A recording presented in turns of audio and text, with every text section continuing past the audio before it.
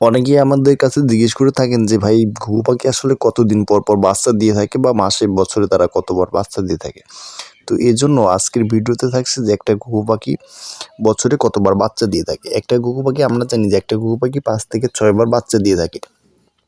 সেক্ষেত্রে অনেকেই পাখি পাইলে থাকেন কিন্তু অনেকেই জানেন না যে একটা ঘুঘু পাখি ডিম পাড়ার পরে কতদিন পরে তারা আবার বাচ্চা দিয়ে থাকে বা ডিম পেড়ে থাকেন বা বাচ্চার জন্য বোর্ডিংয়ে আসেন। তো এইগুলো যে যারা জানেন না বা অজানা তারা কিন্তু পাখি পেলে কখনোই কিন্তু লাভবান হইতে পারবেন না। তো আজকের ভিডিওটা সম্পূর্ণ না দেখলে কিন্তু আপনার আসলে বুঝতে পারবেন না যে একটা হলস্টাইন ঘুঘু পাখির কী রোগ প্রতিরোধ বা কী বিষয়বস্তু মেনে চললে তারা কিন্তু বছরে 5 থেকে 6 জোড়া বাচ্চা দিতে পারবে। আর এই পাখিগুলো পেলেও কিন্তু আপনি লাভজনক হইতে পারবে।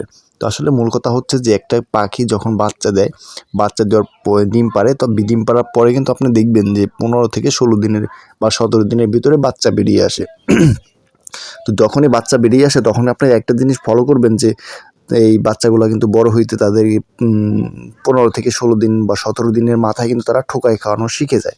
তো এর ভিতরে কিন্তু তাদেরকে খাওয়াই দিতে হয়। এই পাখিগুলাই কিন্তু তাদেরকে খাওয়াই দেয়। সেক্ষেত্রে কিন্তু পাখিগুলো যখনই খাওয়াই দিবে তাদেরকে এই পাখিগুলা কিন্তু যে মা-বাবা যে পাখিগুলো আছে তারা কিন্তু পুষ্টিহীনতা হয়ে যাবে বা যাদের একটা শরীরটা কাবু হয়ে যাবে তারা কিন্তু অতটা খাইতে পারবে না। তো সেক্ষেত্রে পাখিগুলোকে খেয়াল করতে হবে, পাখিগুলোকে কিন্তু পুষ্টিকর খাদ্য দিতে হবে। যেমন আপনাকে সর্ষার দানা বা চিনা বা গম বা ভুট্টা বা ইত্যাদি বা দেখা গেছে আপনার সূর্যমুখীর বিচি এগুলো দিলে কিন্তু পাখিগুলো খুবই ভালোবাসে এগুলো। আর এগুলো এক ধরনের ভিটামিন।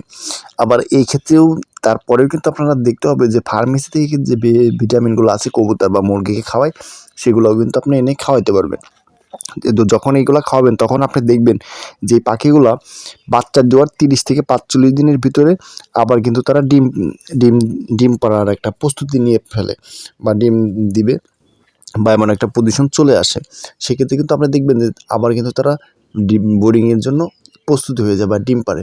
কিন্তু আবার দেখা গেছে এই যে টপিকগুলো আছে এগুলো যারা মেনে চলেন না বা করেন না তারা কিন্তু দেখে যে 5 মাস এইরকম পাখি পুষতেছে বা 7 মাস পুষতেছে, এক জোড়া বাচ্চা দিচ্ছে, 5 মাস ডিম পাড়ে না। তো তাদের কারণ হচ্ছে পাখির যে একটা পুষ্টি আছে সেটা কিন্তু তারা পূরণ করতে পারে না। আর যখন এটা পূরণ করতে পারবে না তখন কিন্তু তারা বাচ্চা দিবে না।